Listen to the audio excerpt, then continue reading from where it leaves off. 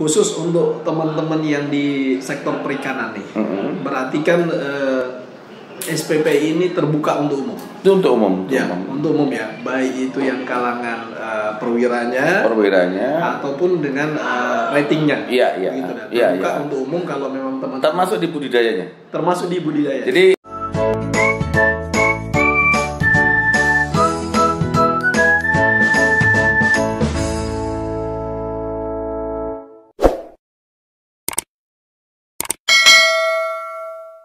Oke, berarti yang ketiga tadi Pak ya? Iya, yang keempat.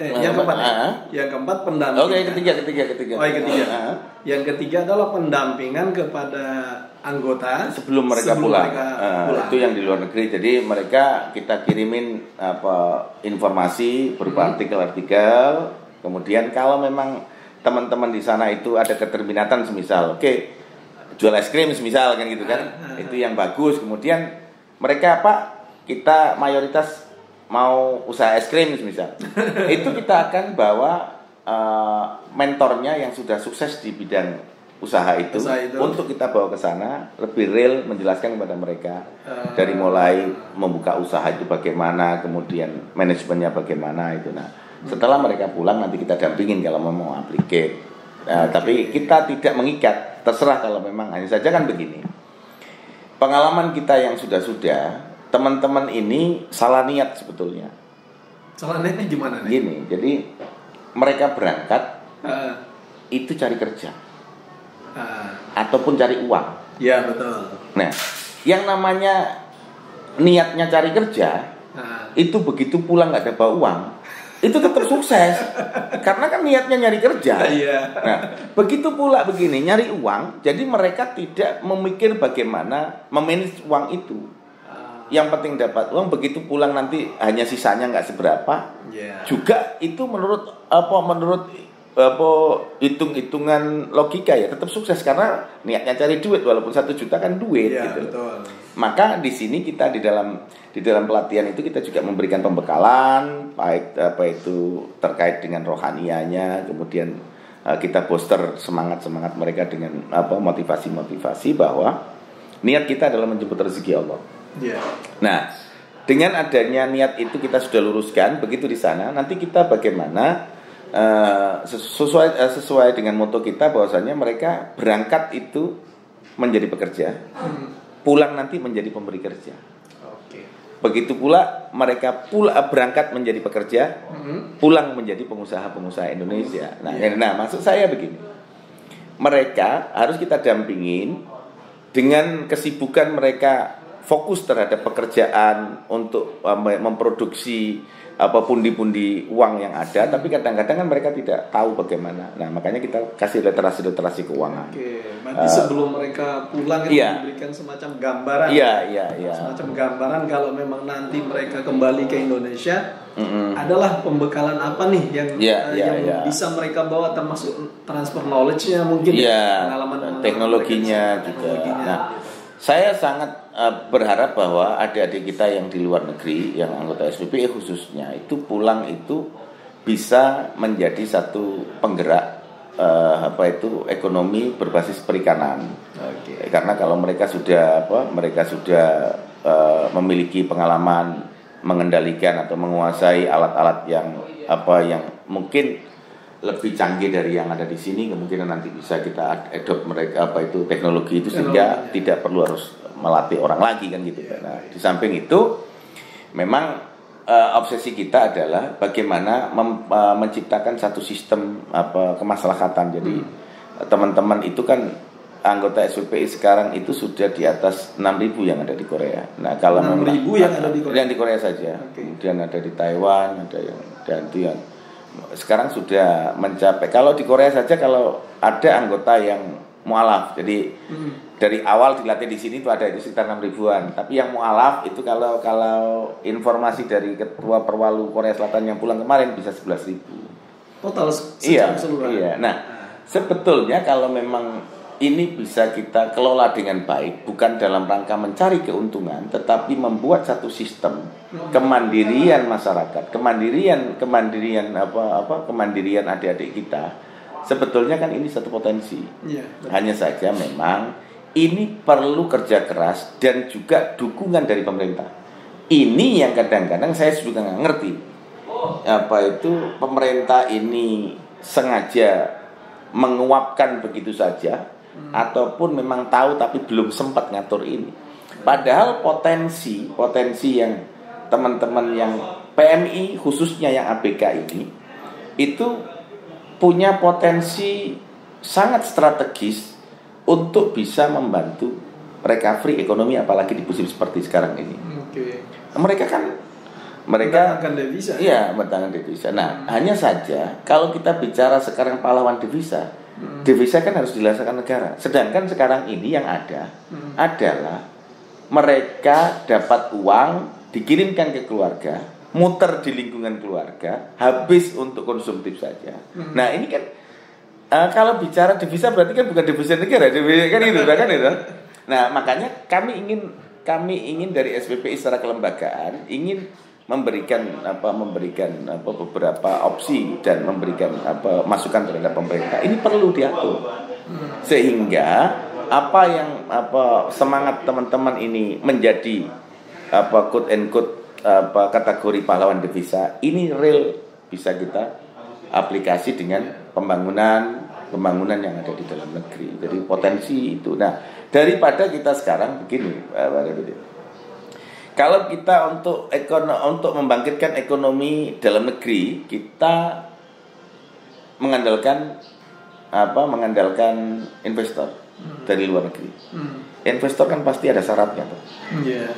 Oh ya, saya mau investor di negara kamu. Yang penting undang-undangmu ini ataupun ini syaratnya ini kan gitu. Sedangkan ini kan tidak perlu. Yang dibutuhkan adalah bagaimana jaminan pemerintah membentuk satu kelembagaan atau apapun, menggunakan bank-bank BUMN atau apa. Nah, yang terpenting kan gitu. Nah, jadi teman-teman itu berkeringat itu biar di saat di luar negeri gitu loh, David. Jangan begitu pulang dari luar negeri, aduh, kerja apa? Kan pusing. Maksud saya kan pengelolaan secara ekonomi itu dikelola oleh negara, jadi menjadi sistem yang jadi mereka pulang di rumah sudah tinggal menikmati hidup gitu loh. Sistem sudah ada yang dibangun gitu. Iya, sistem keuangan itu yang menjalankan. Satu misal teman-teman mau pulang belum punya rumah, tinggal ngomong kan sama lembaga yang mengelola keuangan, saya butuh rumah. Nanti dari share pembagian hasil dari itu untuk membayar cicilannya, begitulah mobil dan sebagainya. Nah, begitu sampai rumah punya hobi burung misalnya kan, kerawat burung. Nanti kalau ada yang beli dijual, kalau nggak dijual juga nggak apa-apa. Tapi kan pasif income setiap bulan masuk gitu loh. Jadi Oke, itu kan baru yang ketiga. Yang ketiga istilahnya tupoksi dari SPPI atau peran-peran yang dijalankan oleh SPPI. Kalau yang keempatnya? Keempat itu di dalam negeri. Oh, ini di dalam negeri. Nah, ya di dalam negeri kita juga mendampingin mereka dengan, kalau memang mereka kecenderungan mereka usaha, ya kita mendampingin mengaplikasikan usahanya. Nah, kalau memang satu misal mereka ingin tim kita akan mencarikan. Nah, harapan kita di pendampingan keempat ini juga tadi harapan kita untuk mengaplikasi pengalaman dan yang sudah didapat oleh adik-adik kita dari luar negeri itu bisa diaplikasi di sini. Ya. Saya kemarin beberapa kesempatan melihat istilahnya hasil yang selama ini ya bisa dikatakan prestasi daripada SPPI terhadap beberapa teman-teman di perikanan ini, mendampingi dan lain-lain. Ini kalau teman-teman yang mau bergabung dengan SPPI ini, apakah harus berbayar atau gimana? Oh enggak, jadi gini, memang ini kadang-kadang memang. Nah ini kan masih. Jadi gini. Jadi pertanyaan ini. Jadi begini, kami memang dari dulu ini sudah meniatkan bahwa keberadaan kami ini memberikan manfaat. Itu yang pertama. Jadi memang sampai hari ini juga ada beberapa yang belum kita verifikasi. Jadi untuk anggota SPPI ini mempunyai hak melekat, tetapi kadang-kadang juga bukan anggota SPPI juga menuntut hak melekat gitu loh ya. Belum terdaftar. Iya, jadi gini. Ini pertanyaan yang sangat saya ingat sekali di saat perjalanan kami di Cape Town itu, di tengah jalan Pak Direktur itu tanya, Mas, operasional dari SPPI itu didapat dari mana? Saya mau bilang dari Allah ya, sangat itu kan gitu. Nah, saya mau bilang dari saya pribadi juga ya kok sombong banget kan gitu kan gitu. Nah, makanya saya bilang ya dari teman-teman lah intinya. Nah, memang sampai Longsin kasus Longsin kemarin itu kita angkat ke permukaan. Itu memang sama sekali kita belum mengenal iuran. Kalau istilahnya itu dana operasional atau apalah ya kan, ataupun COS atau apa, tapi kita sampai dari Longsin itu belum mengenakan. Kemudian saya pada waktu itu kan mengajukan salah satu serikat yang bisa ber-CPA dengan perusahaan yang di-approval oleh Kementerian Perhubungan, dalam hal ini Hubla ya. Tetapi mentok karena kita tidak berafiliasi dengan internasional. Nah, kemudian apa sih syaratnya? Ya kan maksudnya nanti kalau memang terjadi apa-apa di luar negeri dan lain sebagainya kan kita bisa ada yang membantu dan lain sebagainya. Dengan kasus Longsin 629 itu merubah paradigma berpikir pada waktu itu. Kapten Malthus menelpon saya, udah Mas, kalau sudah seperti ini nggak apa-apa kita approve. Nah, karena ternyata kita bisa apabila terjadi permasalahan di luar negeri, kita bisa selesaikan dengan mitra-mitra kerjasama kita di luar negeri.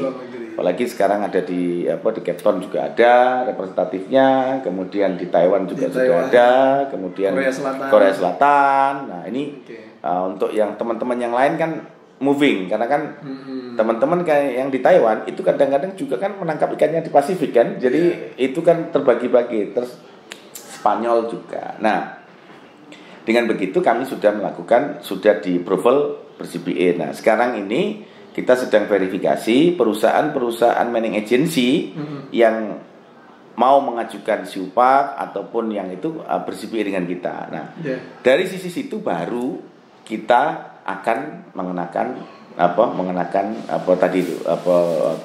iuran tadi. Tetapi sampai hari ini juga belum. Gitu loh.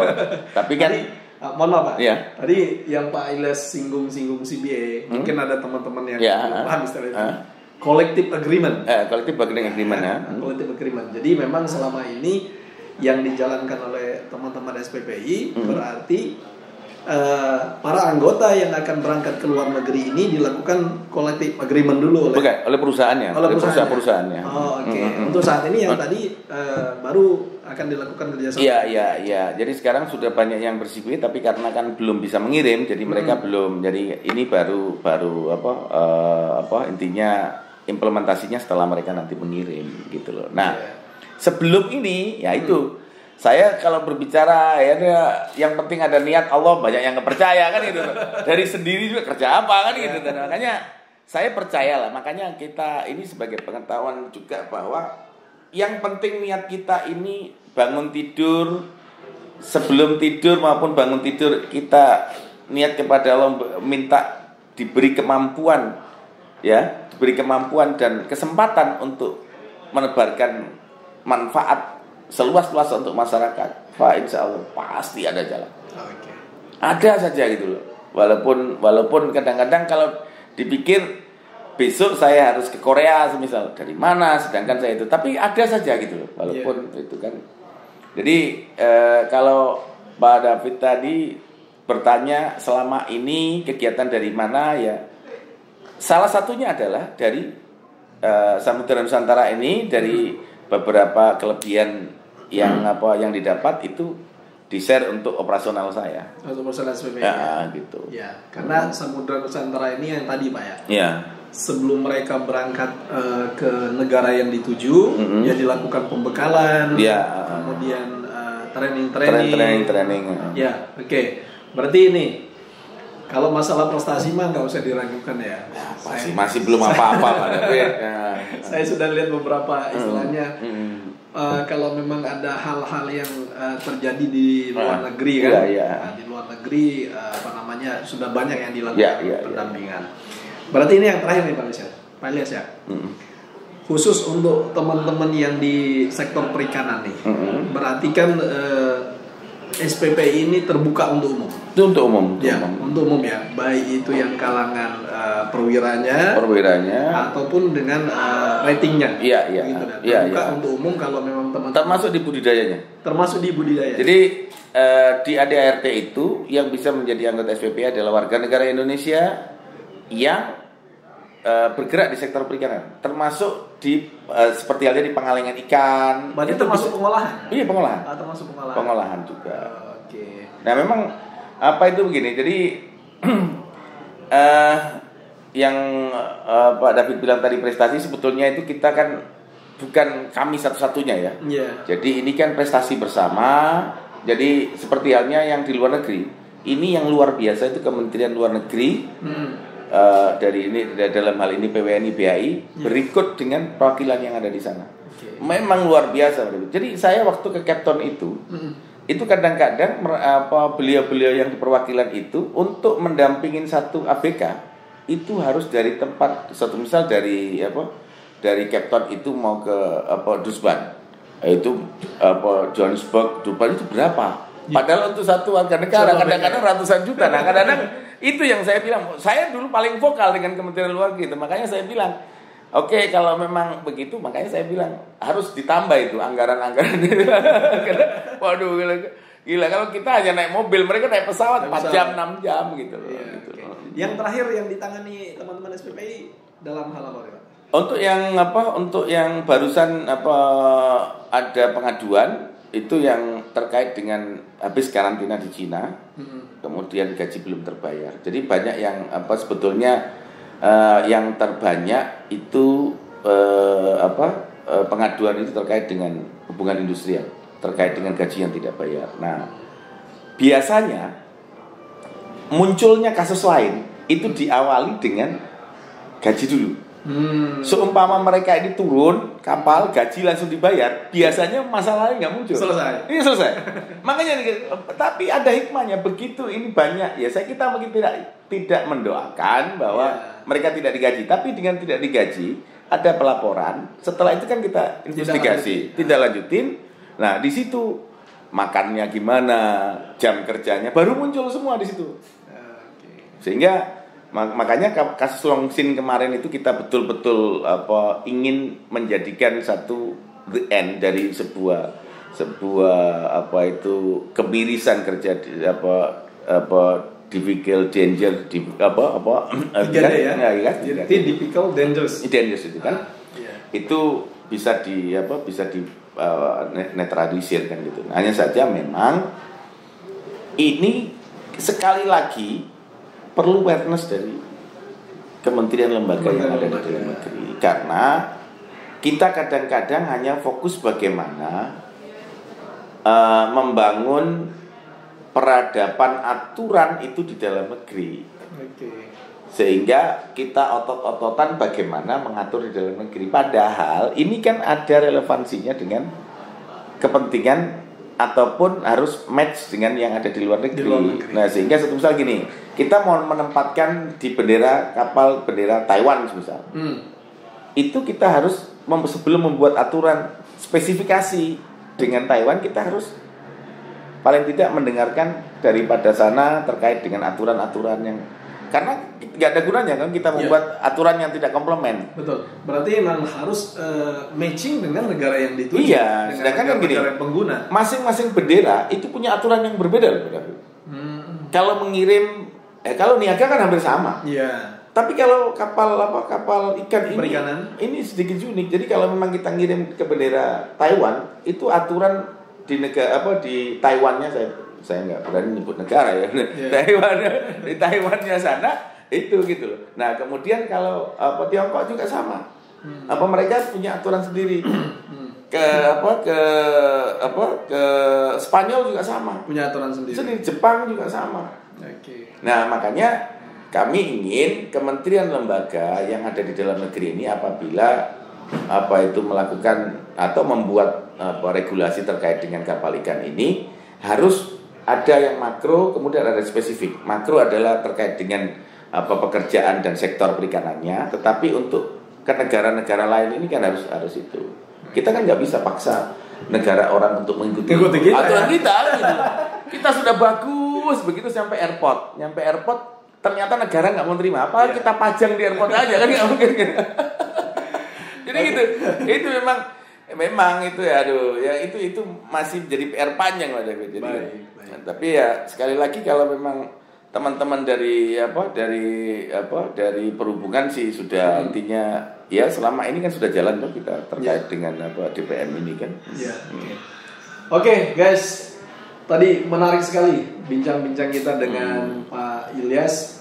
Beliau adalah selaku Ketua Umum DPP SPPI, Serikat Pekerja Perikanan. Tadi kita sudah mendengar bahwasanya SPPI ini sudah banyak sekali yang diperbuat khususnya di dunia perikanan kepada teman-teman yang berkecimpung di sektor perikanan, baik itu budidaya, kemudian tangkap tangkap, kemudian pengolahan. Kemudian tadi sudah disampaikan ada 4 pilar yang selama ini dilaksanakan oleh SPPI, yang mungkin yang selama ini banyak dilihat di media itu adalah pendampingan. Pendampingan. Jadi memang ini terbuka untuk umum. Siapapun yang teman-teman masyarakat perikanan yang akan bergabung dengan SPPI dengan 4 benefit ini tadi yang sudah dilaksanakan selama ini, SPPI sangat welcome sekali kepada teman-teman yang akan bergabung. Oke guys, itu saja mungkin bincang-bincang kita dengan Pak. Satu lagi, mohon maaf saya tambahkan. Memang kadang-kadang kalau untuk niaga itu biasa kan automatically masuk ke serikat kan. Masuk serikat. Tetapi kalau perikanan ini awareness-nya masih kurang. Makanya dengan kesempatan ini mohon ditekankan juga bahwa jangan di saat bermasalah baru ingat gitu kan. Baru ingat itu yang kadang-kadang kita pusing, kita nggak tahu awalnya tiba-tiba di akhir itu. Jadi berserikat tidak menjadi beban. Jangan menjadikan beban karena contoh aja yang jadi anggota SPPI dari mulai berdiri sampai hari ini belum kena iuran tapi dapatkan benefitnya terus gitu. Jadi kalau bicara itu kalau kata orang Lamongan itu lemah teles Gusti Allah yang balas. Jadi apapun yang kita lakukan Allah lah itu. Amin. Ya guys, ini tadi menarik ini tadi yang perlu diingat. Jangan sampai begitu sudah bermasalah baru ingat serikat. Baru ingat serikat gitu. Tapi sebelumnya tidak bergabung. Seperti tadi Pak Ilyas bilang, nggak tahu sejarahnya seperti apa, tiba-tiba sudah minta hak nih Pak. Oke guys, itu saja mungkin bincang singkat kita dengan Pak Ilyas. Semoga SPPI terus berkembang. Amin. Semoga berkembang baik di dalam negeri maupun di luar negeri. Tadi sudah kita dengar, bukan hanya di dalam negeri saja, tapi sudah ada di Afrika Selatan, kemudian di Korea Selatan, ada di Taiwan, ada di Spanyol, belum lagi yang ada di Jepang belum lagi yang ada di di dalam negeri. Bahkan kemarin ngobrol-ngobrol di luar sudah banyak sudah mulai lah. Karena kan selama ini memang kan banyak memang melekat dengan kita itu mengadvokasi di luar negeri. Sehingga dalam negeri juga udah seperti halnya kejadian kemarin kapal ikan ditabrak kapal niaga lah. Itu kan menjadi concern kita bagaimana teknologi itu sudah harus merambah ke kapal-kapal nelayan kita sehingga potensi laut kita bisa secara maksimal untuk masyarakat, kemudian juga pekerjaannya tidak terlalu berat kalau dengan menindustrialisasikan kan gitu kan, dengan alat-alat yang sesuai dengan yang seperti yang di luar negeri. Oke guys, terima kasih sudah hadir di channel saya. Kita bincang-bincang singkat dengan Pak Ilyas terkait dengan dunia perikanan dunia perikanan dan juga khususnya dunia perikanan pada umumnya adalah dunia maritim. Terima kasih, semoga informasi yang kita sampaikan bermanfaat bagi teman-teman semua. Akhir kata, assalamualaikum warahmatullahi wabarakatuh. Waalaikumsalam warahmatullahi wabarakatuh.